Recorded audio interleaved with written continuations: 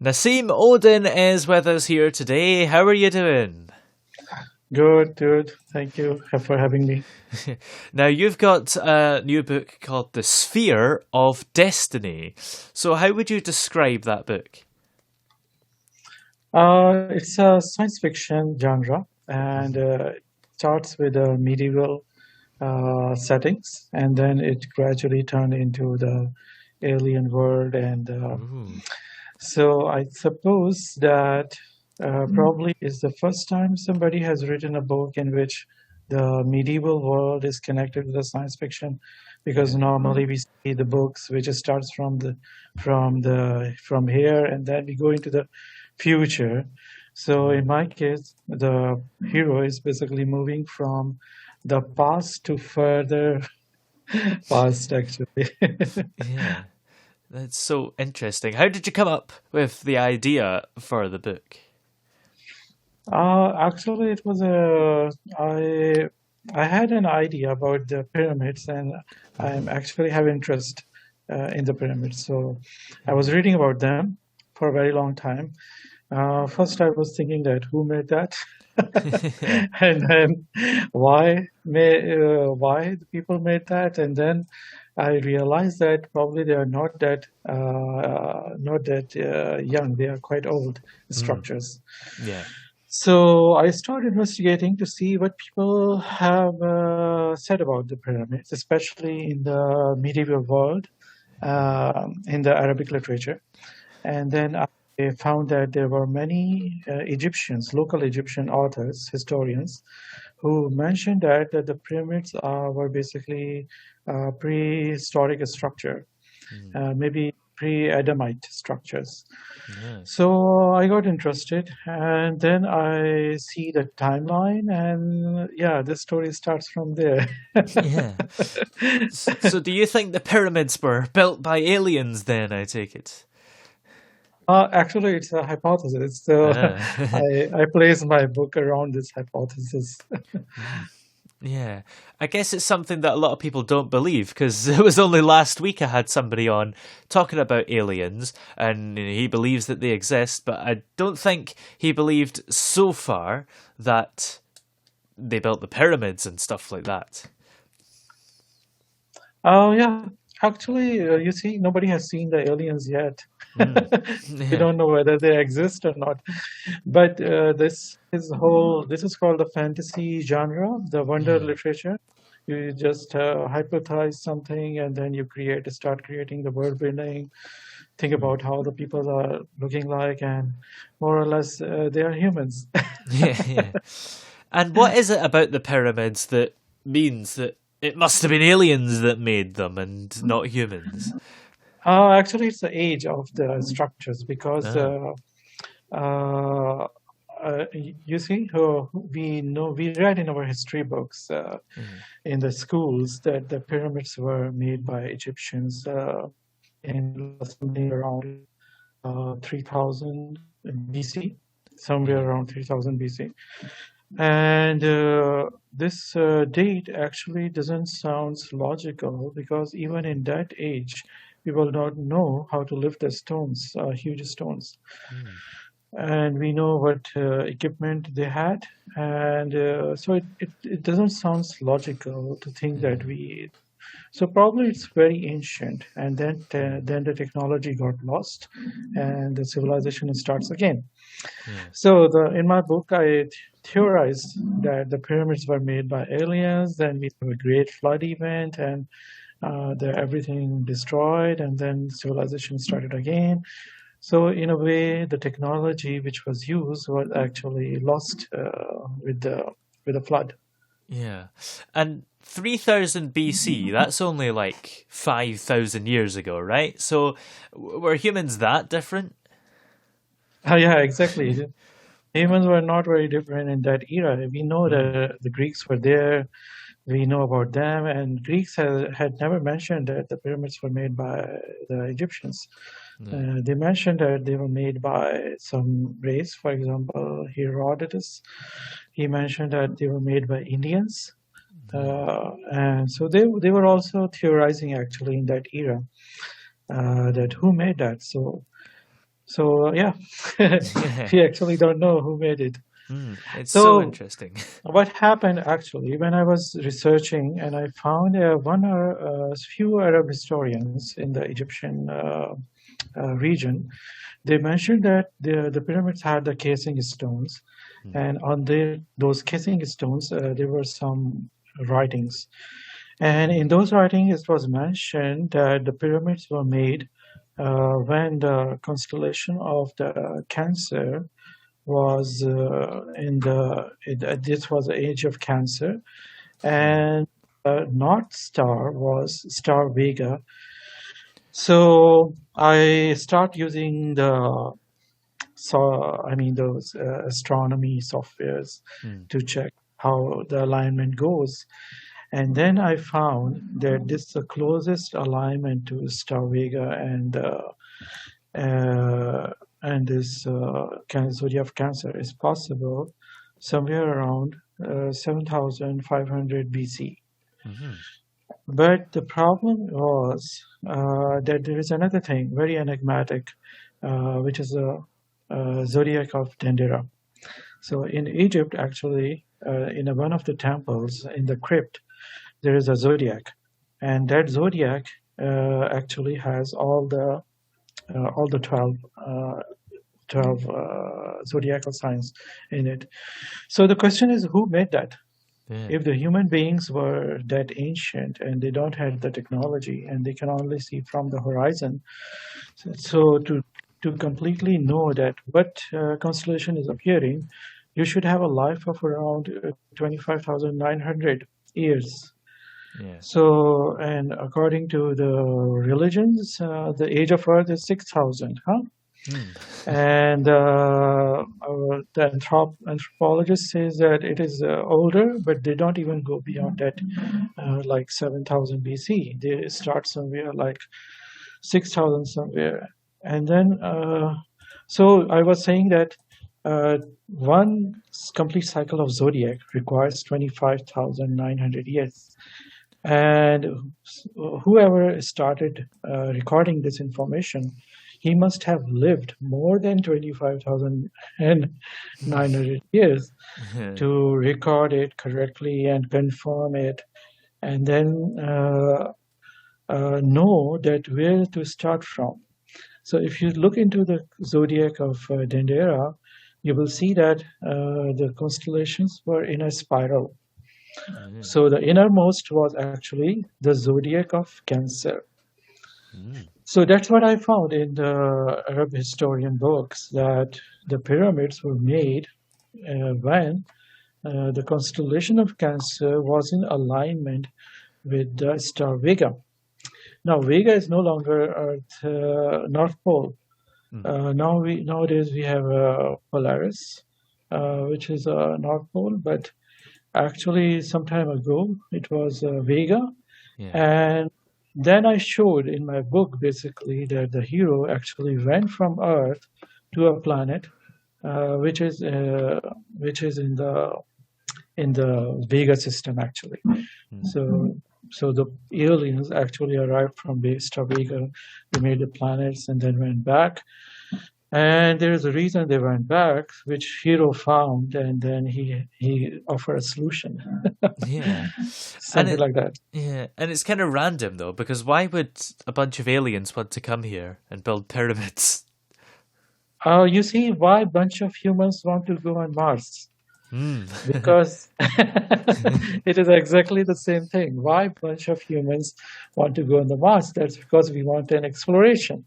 So exactly, the aliens were exploring planet Earth, something like that.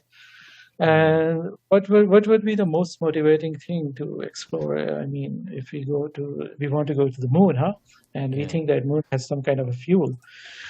So similarly, the aliens actually exploring looking for all kind of fuel or minerals or rare metals, something like that. Yeah.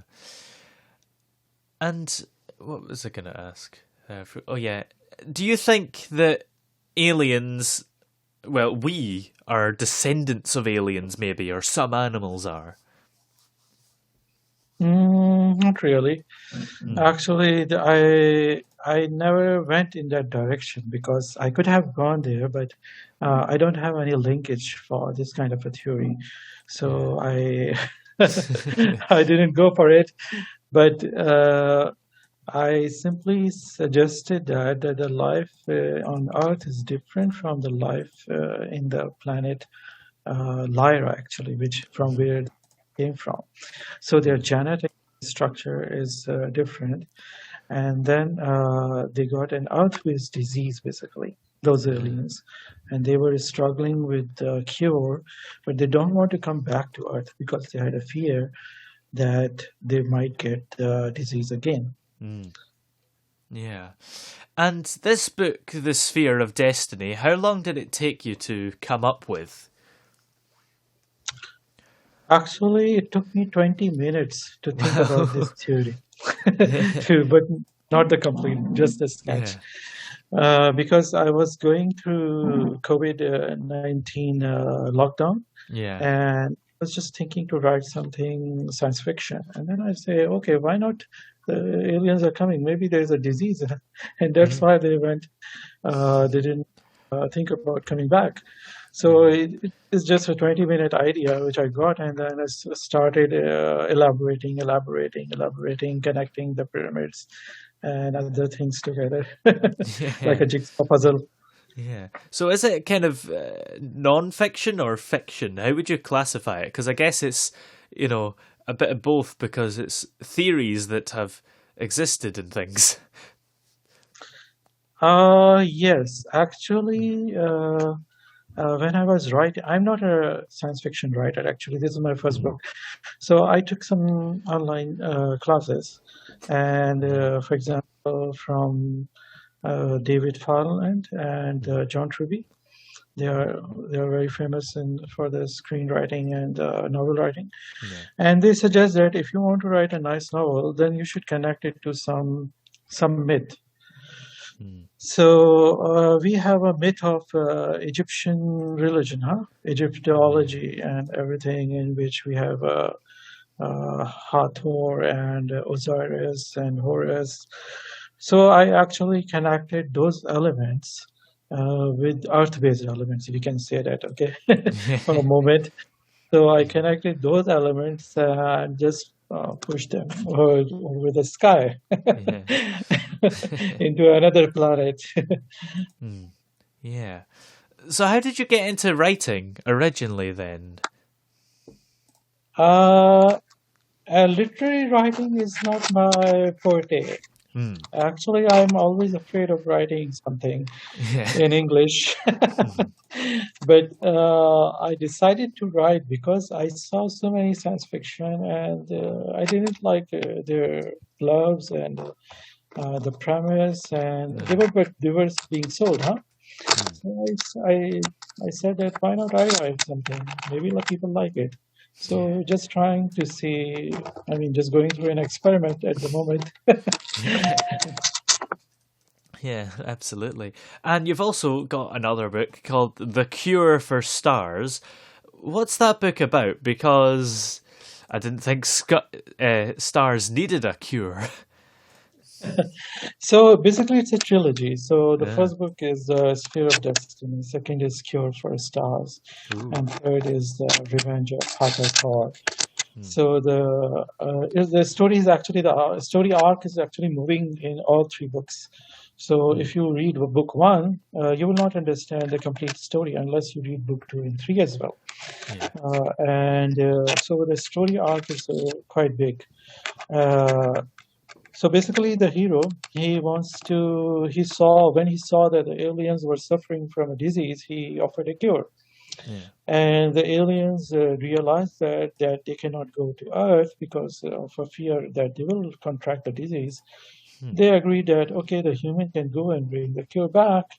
So they created a wormhole and sent the human back to bring the cure.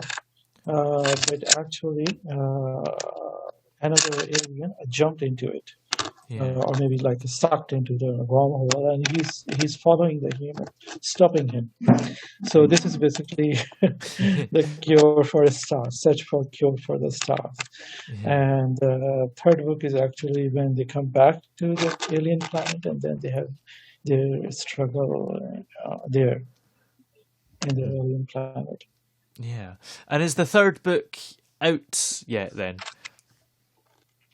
No, our third book I'm still writing, Hmm. and it's a bit complex actually. Oh. Yeah. And complex books can be good though, right? Yeah, you have to see. I have to say I can't say much at the moment. Okay. Yeah. And what kind of language do you think aliens speak? Is it the kind of weird thing that you always see in movies that's like really hard to translate? Oh, actually, I constructed the whole story on the Egyptian culture or the Egyptology and ancient Egyptian, huh? So in my book, the aliens are basically speaking the ancient Egyptian language.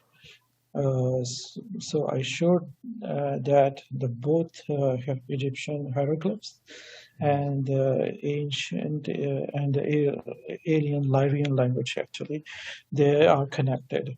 So it's so the ancient Egyptian is kind of an archaic form of the Lyrian language because Lyrians were more advanced compared to the humans.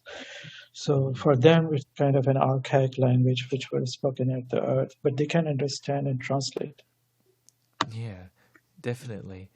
And what do you find so interesting about aliens and things like that? Well, when I was writing, had a feeling like I can construct any kind of a world, huh? I Yeah. can think about anything and just make it use my imagination and construct anything. So it was like a feeling of creation. Yeah. I have a feeling like I'm creating something, uh, but uh, it depends on your imagination. If you're a reader who has a good imagination and when you Yeah. read those passages, you may like it. Yeah. My language is not very, what I say, very literary or very good. Actually, it's very simple language. So anyone can read it and understand it, but you need a strong imagination to appreciate the book. Yeah. Yeah. And do you think that in our lifetimes, maybe, that we will discover life on other planets and in other solar systems? Mm, well, it's a complex question. It has many aspects. Actually, life in the nearest planets or in the you say the solar system based on the the planets near the sun. I don't think there's any life here Yeah. except in Earth. So you have to go further away. But I mean, how do we reach there? That's the thing. So there can be life, of course. I think that there is a quite possibility that there's a life in other planets. Yeah. But the thing is, how do you reach? Yeah. Too far. I don't think it's within the 10 light years or something. It should be further away. I mean, it's just a guess. I mean, it's my Yeah. assumption. Yeah. And how sophisticated do you think these lives will be? Are we talking microbes or human-like powerful people? Yes, I think if you call something a life, which is like an intelligent life, which can communicate, I think that's a possibility that such a life is there. Yeah. And how's the third book coming along then? Do you know roughly when it will be out? Third book is still in the writing, and I had many outlines. Then I changed it. I wrote the full chapters. Then I changed them. So I am still not sure, but actually I targeted that it should be released somewhere in February. Ah, And so my project is actually spanning over now a year and a half. Basically, I wow. started last year in September, Hmm. and I was thinking the plan was to write all three books and made them Yeah. available with a gap of a month. So I already released book one and two, and the third Hmm. one is actually taking some time. So I was still fixing the storyline, and because that book is the end of the whole trilogy, and it has some other dimensions because Alien World has its own has its own atmosphere, its own religion, and Yeah. value system. So I have to Hmm. see all of that. Basically, if you look into the movies, which we normally see in the sci-fi, they only talk about that the human jump from one Hmm. wormhole into another wormhole Hmm. without any psychological stress. Yeah. And as soon as they entered into another world, they started speaking together, they were started communicating. So, but in reality, it's quite stressful if you think about it, Yeah. that a person is living the whole world, going to another world, and then he's trying to adjust with a new culture, new language, and he lost everyone, huh? Yeah. So it's time travel is not like a it's not a fun game. No. It's a stressful journey, and I actually from one of my book, from all my three books have their own music, Yeah. and which is on the YouTube. Oh. And one of the music I actually named it "The Misery of a Space Traveler." Yeah. Well, where are we able to check out all your books if we'd like to read them? They are available at the moment on Amazon Yeah. in the paperback and the hard book. Actually, these two books are available: "Sphere of Destiny" and "The Cure for Stars." Yeah. And actually, I will release very soon the audio book for the Sphere of Destiny, so that should be available. Great. Well, thanks very much for joining us here on the show this afternoon. Thank you, thank you, thank you for having me, and hope everyone liked my books.